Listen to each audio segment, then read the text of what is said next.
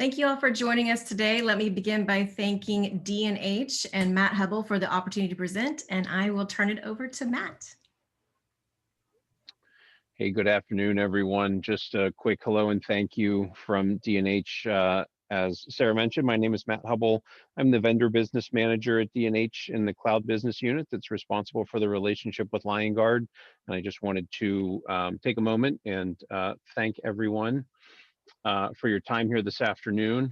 I'm going to turn things over in turn to none other than Scott Davis from Liongard, who spent about 6 years at an MSP prior to joining Liongard, and overall spent about 20 years in the field of technology.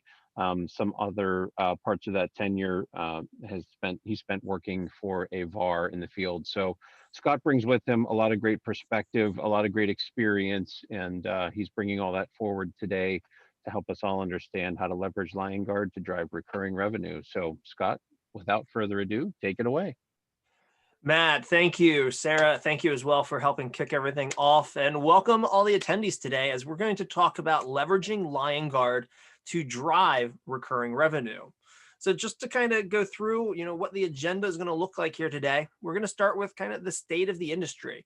What does the industry look like? What are some of the potential solutions to competing with the giants that you have and potential solutions overall, just, becoming more well-rounded and getting more monthly recurring revenue.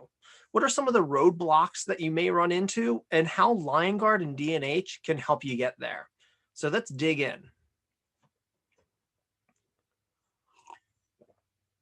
If you like the service providers and resellers we've been talking to, you might agree that pricing is more transparent than ever due to the internet, which has increased competition and has lowered prices on most of the box hardware that you're going to purchase.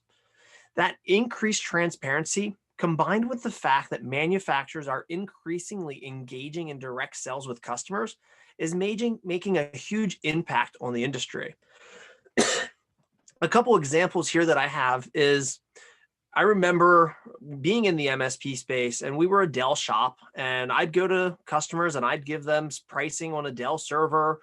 And that's based upon, our partner price. And they'd come back to me in some cases and they would find the same server, the same specs, priced cheaper on the Dell.com website direct. So it made it very hard sometimes to be transparent with the pricing. Usually, multiple phone calls back and forth with the Dell rep, we were able to do something, but it adds complexity when the vendors that you're dealing with undercut you without even realizing that they're undercutting you. Not just that, but there's the big boxes or the increase to competition. Other companies near you, they're going to compete for that same deal, those same projects. You're going to see decreasing prices as more and more people know Amazon is a place that they can get everything.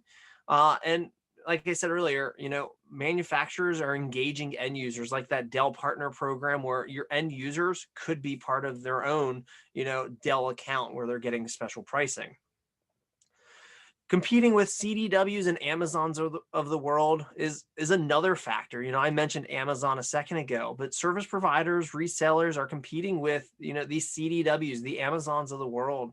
And due to the immense economies of scale, service providers and resellers probably can't beat them on price.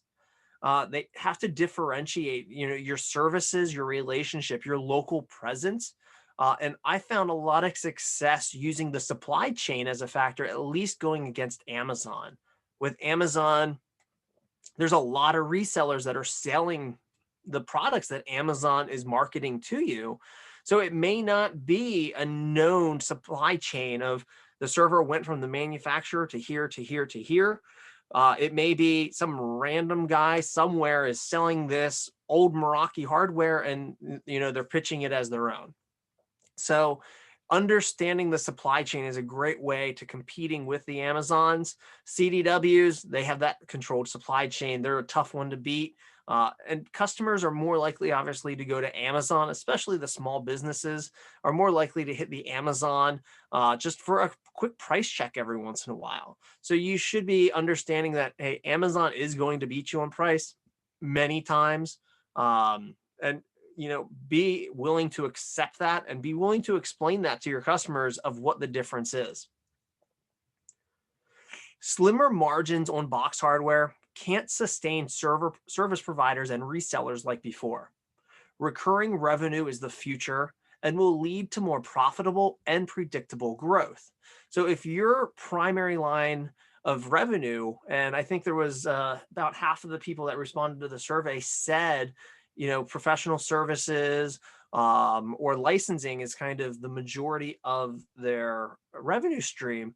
But if you're relying on that professional services to be that recurring revenue, it's not going to be, because let's be honest, in 1 month it's going to be there, the next month it's not.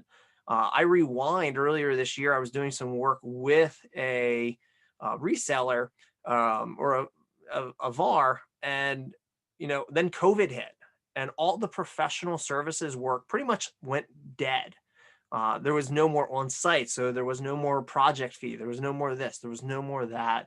Whereas the MSPs that have taken advantage of MRR really were in a great position to continue that growth, continue that stream, because they were already protecting on the service, not on just the project based. So looking at recurring revenue, it is the future. It is going to continue to grow. So how can a VAR grow revenue? How can you find new business, grow existing relationships, or increase retention? Finding new business is expensive. Depending on the industry and what study you read, it's 5 to 25 times more expensive to find new business than it is to retain your existing customers. While finding new business is critical, it's an expensive proposition that you're already doing anyways. So that leaves really options 2 and 3 here. Research has shown that increasing customer retention by just 5% can increase your profits by 25 to 95%. And a great way to do that is to grow existing relationships so that they're stickier. Your customers are more likely to stick around when you have more services that they are utilizing and using, because it makes it harder for them to weigh the risk and reward of, okay, well, if I leave this vendor, well, my phones are going to have to change. This is going to have to change. This is going to have to change. So the stickier you become to your end customer, the more likely it is that they're going to stay with you because you're doing now so much for them. Competing with giants, strategies for success, increase the value that you're delivering. Give your customers a reason to stick around and focus on the services that deliver the MRR. So I don't think there's much to say because I've already kind of talked about these here, but the value you deliver is everything. That's why so importantly, I consider technology to be a customer service business. Because if your customers are happy, your staff's going to be happy, and they're going to see the value that you're delivering. You want to give your customers that reason to stick around. Is it adding voice over IP or adding a printer component or partnering with a local printer compartment that doesn't already do IT work? Try to find the ways that people are coming in, because there's a lot of printing companies that are moving into IT. And if they do that, they already have your customers' attention because they're doing the printing service. So if they come in, they may take it right from underneath you. Focus on the services that deliver MRR. Obviously, understand what your margins are, understanding what you can bundle and what you can service, and hit that home and sell that to your customers. So MRR is the key to unlocking your growth. It gives you that increased revenue stability. And revenue stability is crucial when you're trying to forecast, or more accurate forecasting for the future of your business. It's really hard to say, hey, it's January of 2020 and I have 8 projects that are set to start in February or March. So, I got some projects that are coming up. I'm going to get ready. I'm going to hire somebody. And then all of a sudden, for something like COVID to happen, and now all that project money, all that professional services money that I was anticipating has now got delayed because no one really knows what's going on with COVID. I'm not allowed to go to their offices. I'm not allowed to do this.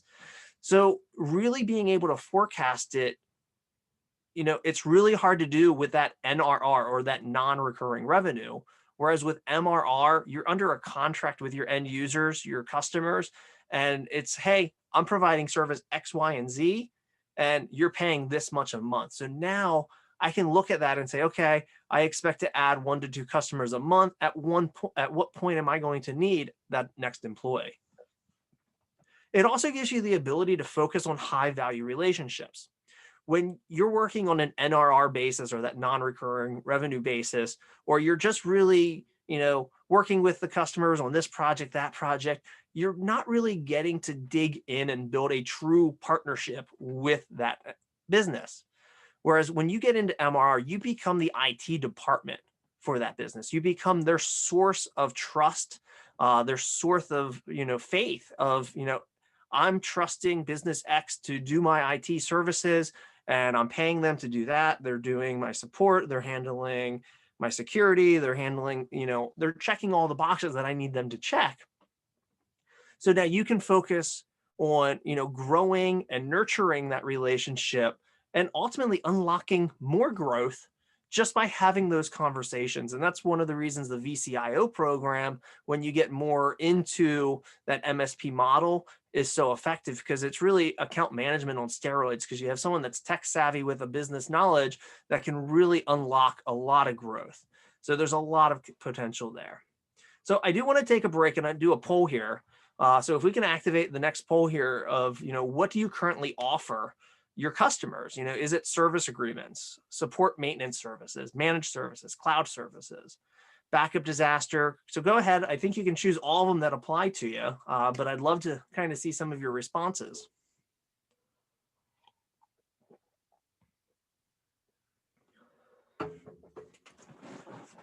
I also like this one here, this poll question, because a lot of times if you're offering 3, 4, 5 of these services and you consider yourself more of a VAR than an MSP, the more services here that you offer, the closer you are at actually being an MSP than you may think that you are. Because if you're doing managed services, cloud services, backup and disaster, you're handling security, and you're kind of just billing each one of those as an individual line item, it may be time to consider bundling all that into one, putting a little surcharge on there, and then having now a true MSP type practice. Awesome. So thank you guys all for filling out that survey. Let's continue on with the fun. So I like this one here. The water's great. You should at least dip your toes in it. Now, I'm not saying do a cannonball and jump right in. Take baby steps to get into the recurring revenue. Opening the door doesn't mean changing your entire world, or dipping your toes in doesn't mean changing the entire world or getting your entire swimsuit wet. So, some great ideas of getting started, maybe, starting to manage internet domains and TLS certificates. If they're already engaging you for some aspects, getting internet domains and the SSL certificates may be an easy pickup. You're probably already selling Microsoft 365 products to them, but are there other 365 products that you can add in? Is there an Active Directory or Azure AD P plan that can throw in? Is there some Azure workstation stuff you can do, or an Azure server? Can you throw antivirus, anti-spam, backup and disaster recovery, security? D&H has a success path to the cloud that we're going to talk about a little bit later as well. So let's jump into the next poll question. And what's preventing you from getting into managed services? Now, I know a couple people that took the poll early on said they were already in managed services, but some of the common things that we hear, or I've experienced over my years of experience here, is you don't have the technical expertise on staff. You're afraid you're going to have to hire more people to manage it, and you're just not sure if you have the right people in place to do it. You don't have the right technology, and that could be a PSA, it could be an RMM, or it could be just a complete understanding of what technology you need to deliver to the end customers. Are you worried about alienating current customers? That's a huge concern, and it's a right concern, because as you're making those baby steps, you don't want your current customers to think, oh, well, because I'm time and material, they're not going to care about me the same amount. Well, that's not always true, but be honest with them that, hey, we're starting this trend towards more managed services. We are going to have some conversations about transitioning you over, but it's going to be conversations that we both agree to as we go through that transition. And we don't want to leave you high and dry, and we're not going to. Think about the conversation you want to have with those customers. I think it was 5 years after starting the trend to go to managed services from a T&M that we finally started having, the serious conversations of, hey, it's been 5 years, you haven't transitioned yet. Is this relationship really right for both of us? Wait, you don't have to rush into it. Don't throw money out the window. And the last one that I hear a lot is, I don't know how to sell it. It's easy to go in and say, hey, I have this security solution for you, and I'd love to show it to you. And this is what it costs. And that's it. But when you get into managed services, it's okay. So this is your price, but it's going to include this, this, and this. And it's like, whoa. Well, what's the price per? Because that's how your customers think, because that's how they've been always positioned to think. So it's really, changing the methodology that you're selling it to focus more on the services that are in the package and the value that's inside of it that they're not currently getting. So how can you overcome these issues with Liongard and D&H? First, basic monitoring can lead to new projects for professional services and also can lead to managed services and easing the customer into it. Earlier, we mentioned website domain and TLS SSL monitoring, internet domain registration info, name server configurations, DNS configurations, the hosting location. This is all information that Liongard can pull in and update for you multiple times a day. And TLS SSL certificate verifications are absolutely crucial because more web browsers are actually limiting a SSL certificate to being valid for only 1 year. So if you have to renew those SSL certificates every year, it gets more and more confusing to that customer on, wait, how do I maintain that? I don't want an SSL certificate error. I want people to feel safe when they go to my website. It's highlighting some of those that is going to lead you to, hey, SSL monitoring has changed. SSL certificates really are only valid now for 1 year at a time. We can monitor that, give you a 30-day heads up or a 45-day heads up that, hey, we have to renew it. This is our plan on renewing it. This is what it's going to cost you. And 9 times out of 10, they're going to be like, wait, you'll do that for me and I don't have to worry about it? Please. That's just the entry point of really what managed services can bring to the table. One of the other ones, obviously, is Microsoft 365. So you're doing a lot with Microsoft 365 now, but you can do reporting on there without the need of digging into each tenant account to find this information. Getting information on user privilege audits, configuration audits, licensing and utilization, user account monitoring, security configuration, understanding the secure score inside of Microsoft 365 to, again, help drive projects to secure them more. Really quickly and easily finding out how many users aren't utilizing MFA can say, hey, customer, I have to have a conversation. There's a lot of security concerns that we have with customers that aren't using MFA. We see that you're not using it. It's going to take us about 3 hours to do it based on your current plan. We're looking at, this much money to transition all of your users over to MFA and educate them what MFA actually is. Or we can put you on our managed services plan where that is included as part of the labor side of it for the training, and we'll move it over and it's only going to cost you this, but your monthly goes up a little bit. We can do the same thing with G Suite, Microsoft Azure, Azure Active Directory, AWS, and there's over 40 other inspectors that we work with that we do kind of the same thing where we're giving you the audits, the configurations, the licensing information, all things that are designed to make your lives easier. Empowering your team with automation instead of constantly hiring. So you can leverage automation to document and manage your systems. So you don't have to hire more employees just to handle that aspect, or alleviating the stress and documentation of the current employees you have. So those current employees have more time for that professional services or project work. reducing the time for onboarding because now you're not having to document everything that's involved with onboarding when it comes to configuration, setups, what's there, and letting Liongard do that. We have found it takes typically 25 to 40 hours on average to document a new customer coming into your MSP or into your service provider. That can get cut down sometimes as much as to half a day. If you're spending a full day or you're spending 2 days, having that cut down to really just a half a day is tremendous because now all that documentation, all the understanding configuration is done for you. You can automatically get alerted when things change. So another great aspect of Liongard is we'll monitor all the changes for you. So one of two things can happen. One, a change notification can be triggered or a change alert can be triggered within the Liongard portal. And I'll show you kind of what that looks like. Or an alert can be sent directly into your PSA.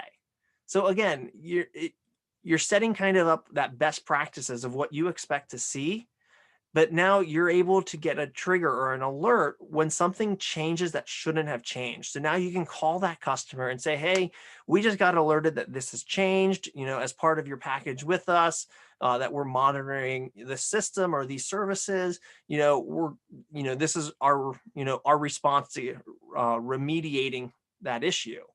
Or if there's still time and material, you can use it and say, hey, customer, since we installed the server, we understand your TNM, but we do monitoring, included for the first year. And what you get is, we got alerted that this happens. It would take us 3 hours to fix it. Would you like us to go ahead and, resolve this? Because we should. So you could be managing so many different portals. When you look at what just one of your customers has, there's a lot of different portals. And if you have one person that's overseeing monitoring of all those systems, A, they're going to miss stuff, but B, what happens when they take a vacation? God forbid they get sick, or let's hope they don't quit because all they're doing is trying to stay on top of monitoring. When you automate it with Liongard, you're going to get those alerts, get those change notifications, so you can monitor everything yourself manually with that smaller team. Hey, Scott, we Yeah. got a question that just came through. And real quick, I don't know if you noticed, your screen looks like it might have just paused for a minute. So I'll ask the question while you look at that. But so we got Victor, and he is asking, if I use Liongard, do I still need IT Glue?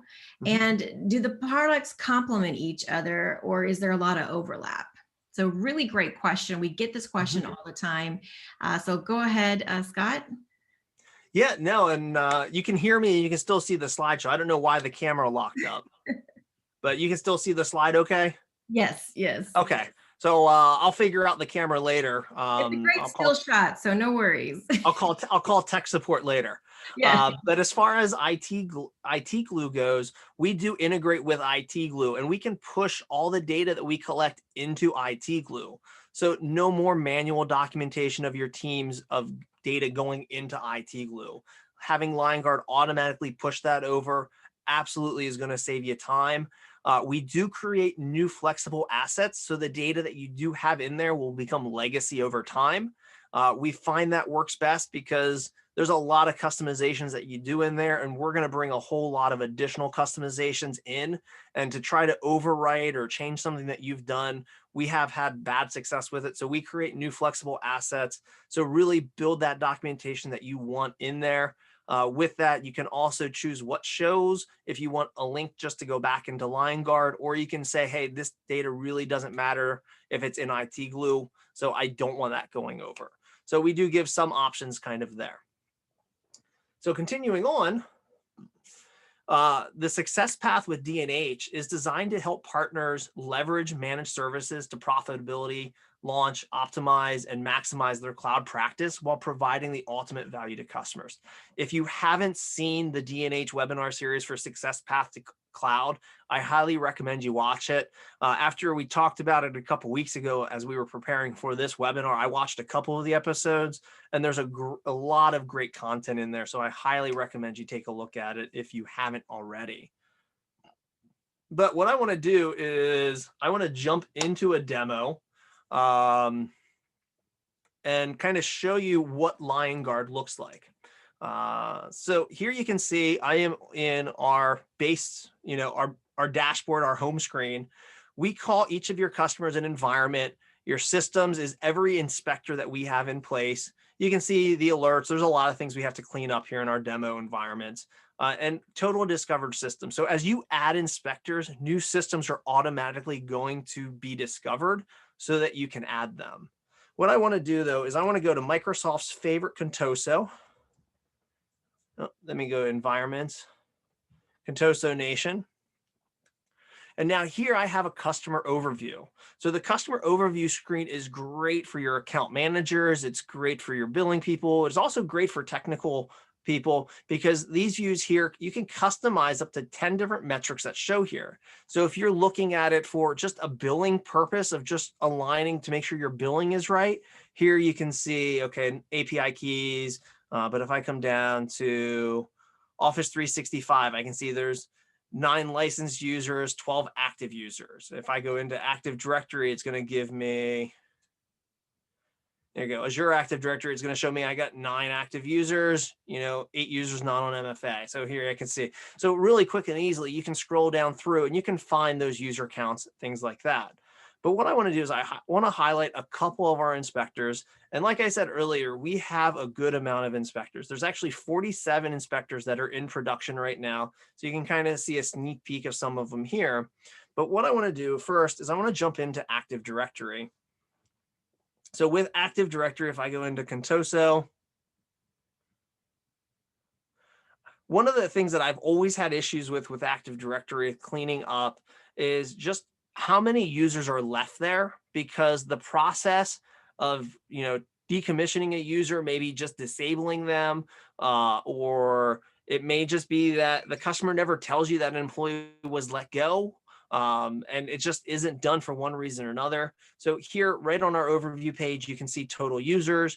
You can see how many stale users there are, how many total groups, your user summary, if there's users that are locked out, expired, how many disabled accounts there are.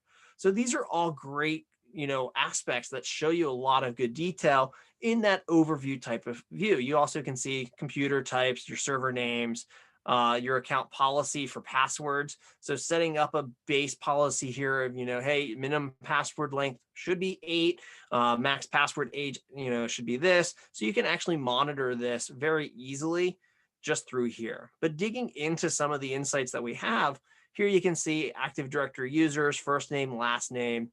Is it a privileged account? Is the user active or inactive? Is, what was the last login? What was the last bad password attempt? So this is a lot of great detail that we're pulling right out of the bat. And quickly, utilizing quick views, I can say, I just want to see stale users, and it's going to come up all the stale users. The great thing with the quick views is they're easy to create. All you're doing is enabling the filter, choose the filter that you want, and then saving it as a new filter. So quick views are absolutely a great way, and they can save you a lot of time as you're going through it. Looking at groups, you're going to see that pretty much the same information. You're also going to learn who's in that group. You can see computers, IP address, operating system. Is the computer active? Is it not active? Is it enabled? And then you can obviously dig into group policies, domain, your domain controllers. One of the things that I like is also being able to see the forest level. How many times have you completed a project for a customer and you upgraded their server, maybe from 2008 to 2016 domain controller, but the forest level was never upgraded? So I've gone into customer sites where they're running a 2012 or a 2016 server and their forest and domain modes were still at 2000. There's so much functionality in group policy that they are not gaining because the previous IT vendor didn't upgrade the forest and domain mode. You can see the root DSC, naming conventions, DNS host name. So there's a ton of value in here, organizational units, DHCP, DNS, and that's just, touching the tip of the iceberg with Active Directory. What I want to do is I want to go back over to Contoso Nation. and I want to hit Office 365. So let me cheat here. I'm going to go over here to Cloud and Office 365, because chances are everybody here is using Office 365 in one way or another. And here you can see my overview, Contoso Nation, my email domain, domains, addresses, what the tenant secure score is versus what their maximum score available is, total active users, total disabled license. So here I can see I have 9 licensed users, but I have 12 active users. So my license versus, active users count isn't matching. So what is up? Okay, so if I look enterprise mobility security E5, I have 8 of 10. Enterprise, I have 9 active and 10 available. So this customer is actually paying for 10 licenses and they're only using 9.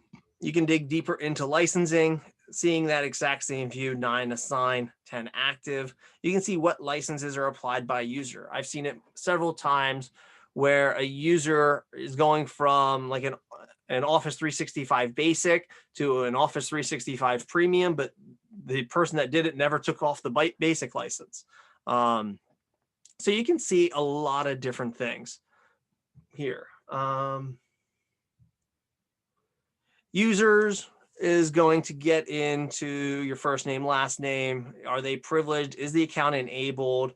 Is MFA registration there? So is MFA available? What licensed products? What the password policies? Roles, groups, the mailboxes, overall secure score, domains. This is also going to pull in your SharePoint sites. And there's a lot of great information here. I do want to highlight, though, real quick, this timeline view. So earlier I mentioned change management. So if I scroll back here, I can see on 11/17, there were some changes. So what's nice is I can click this data point. As you see here, the green line now stops at 11/17. So all the data that I look at now is the data from that time print. But what I want to know is I just want to know what changed. I can come over here to changes and I can identify by these crossouts that there were some user accounts that were removed from the account. So now I have a time print of when that user was actually removed. And I can compare that to the billing records and show the customer, hey, the ticket was submitted here. We completed the request here.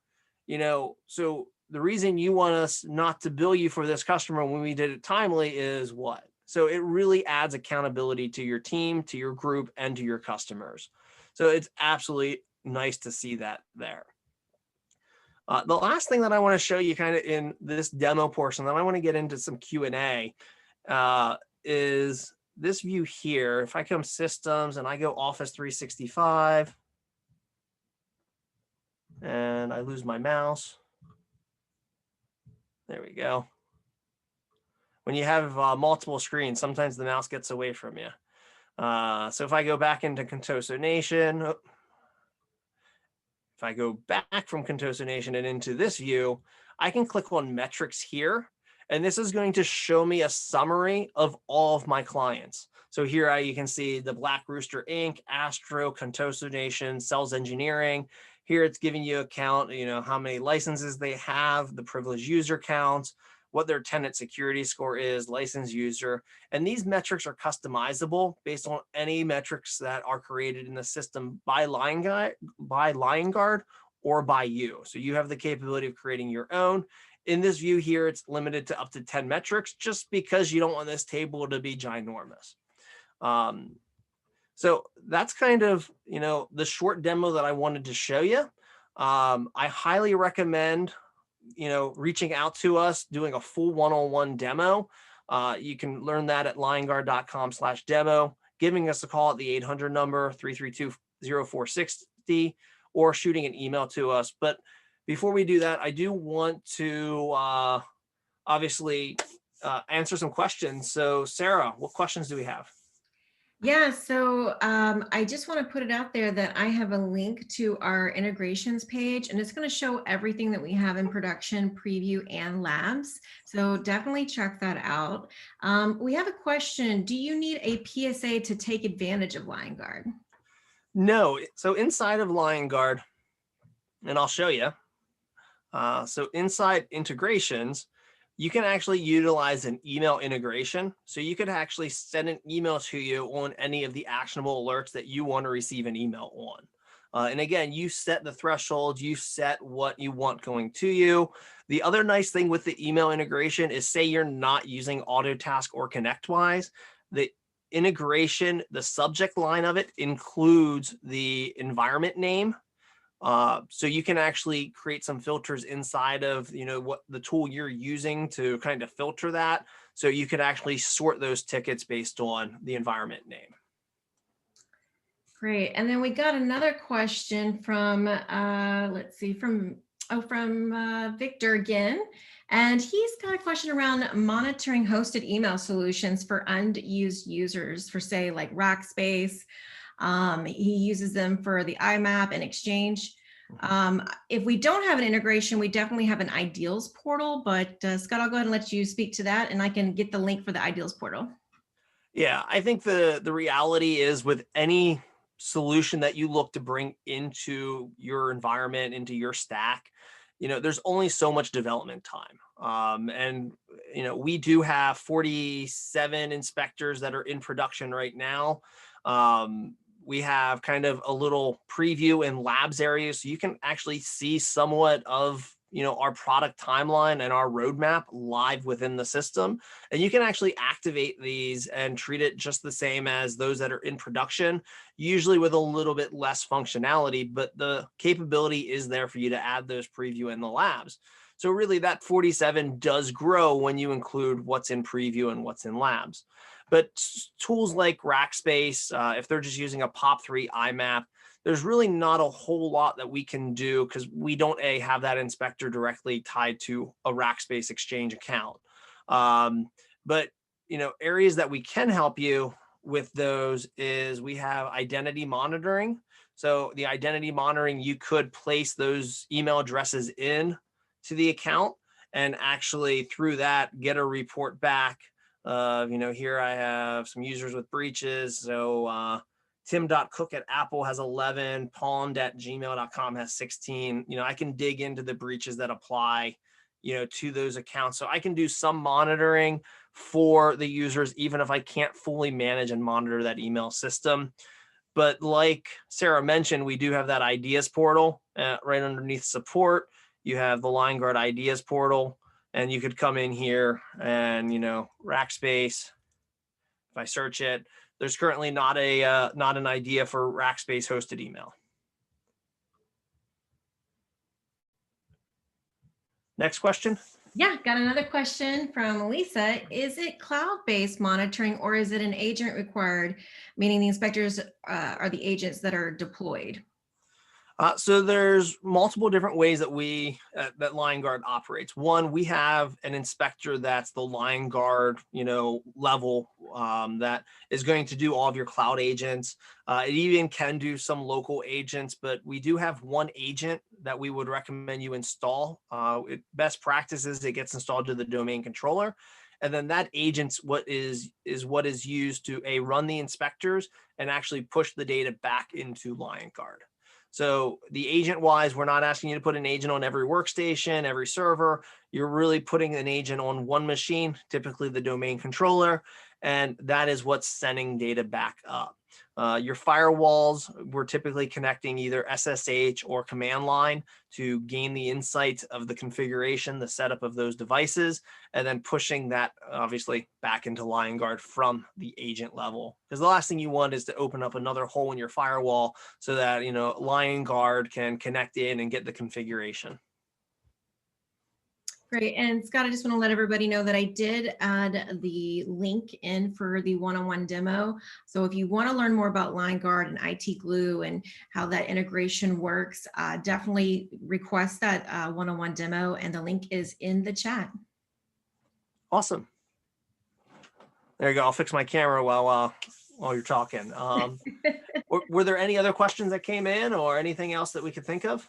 Yeah, so we got another question. Want to know how to drive, can you give an example on how to drive project revenue? So it may not be project revenue, but one of the things that I've seen partners of Liongard do is they'll go to some customers and they'll bill for the monitoring. So the way Liongard starts our billing out at, it's $25 an environment with a minimum of 15 environments. If you have more than 15 environments, obviously the price actually drops per environment. And I can actually, I didn't want to end the slideshow, but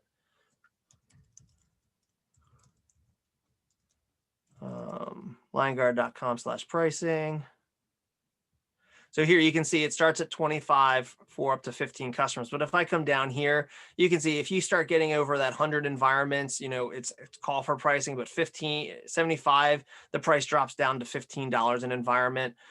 So there's a couple of things you can do. If you're doing a project, you can sell Liongard as an add-on service of, hey, we'll monitor the firewall for you and it's $25 a month, or it's $30 a month for us to monitor it and make sure that it's running the way it's supposed to run. You can do the same thing with servers. I found bundling that into like the server price up front, especially if it's a smaller server. Hey, it's $25 a month or $60 a month or $100 a month. This gets bundled into that price point. And you can utilize this to help your team monitor and manage that server. Another thing that I've seen partners do is almost sell Liongard as kind of like a per user seat. So if everything that you have done is, line itemed out, email filtering, email security, this monitoring, that monitoring, backups, you could throw, management and monitoring service without saying it's Liongard in there as a line item and charge, $30 a month. Or what I've seen is they charge per user where it's $2 a user or $3 a user. So you're actually making usually more than that minimum, your environment fee. And in some cases, if you get into 60 plus users and they're paying $2 for, you're actually making a pretty nice margin on it. So there's different ways that you can recoup money from Liongard.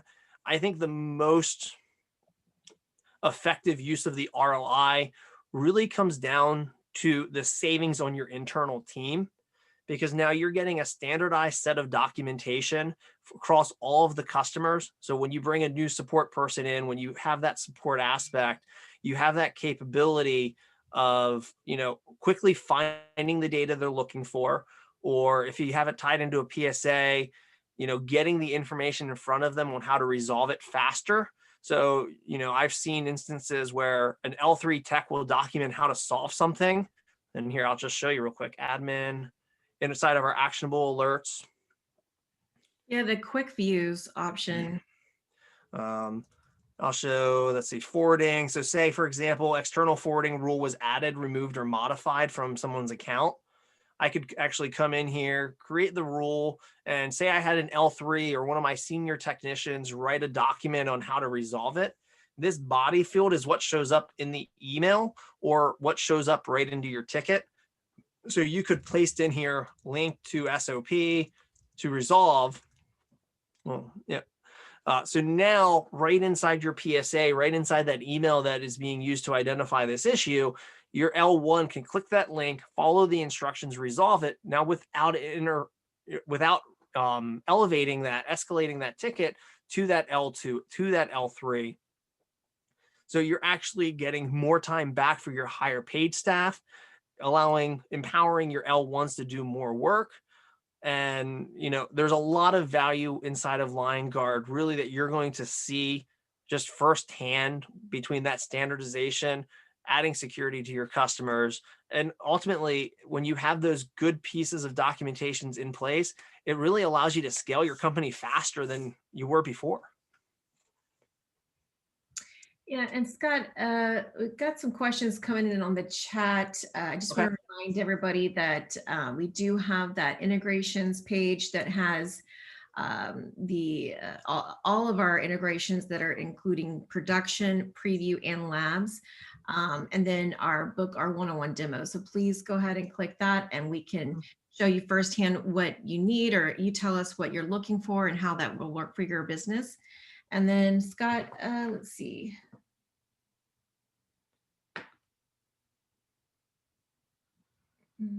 Yeah, looking at the chat, let's see, you could use it to identify systems on network with public facing open ports.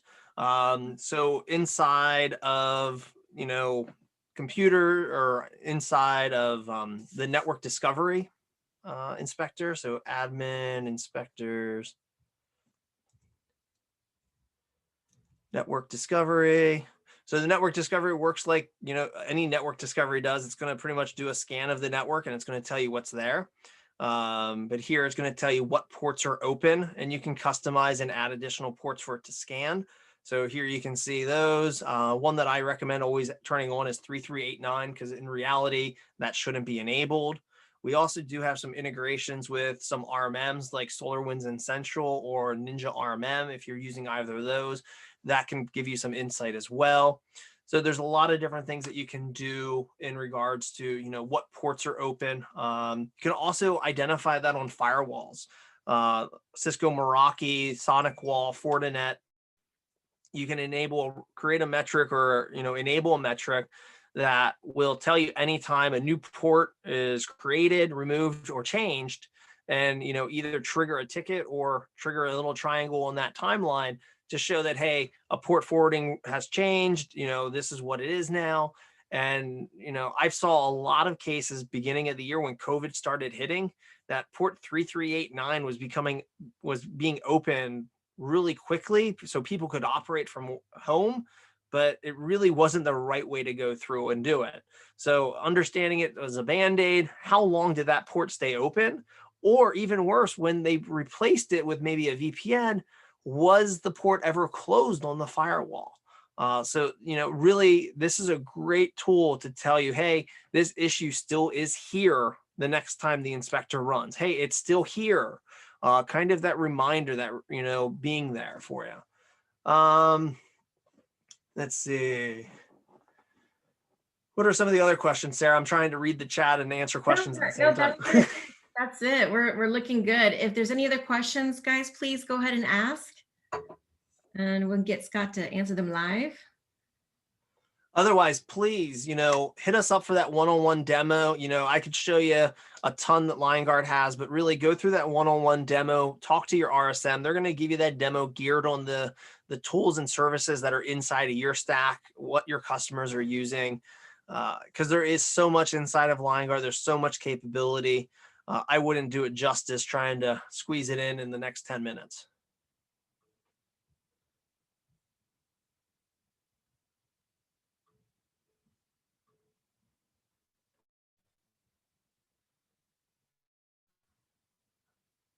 All right, well, if there's no other questions coming in, I think we can give people back 10 minutes of their time so they can get back to work. Sarah, Matt, do you guys have any closing remarks you'd like to make? No, just a quick thank you again to everyone who gave us 49 minutes of their afternoon to learn a bit more about Liongard. I hope it was time well spent for everyone here with us today. Want to just kind of call out again the attention to the invitation to request a demo and reach out to the Liongard team, or for all D&H resellers on the phone, feel free to reach out to your D&H cloud sales rep or your VAR sales rep and ask to get connected to me, and we'll make sure we make the right introduction to Liongard for you. So thanks again, everyone, for your time.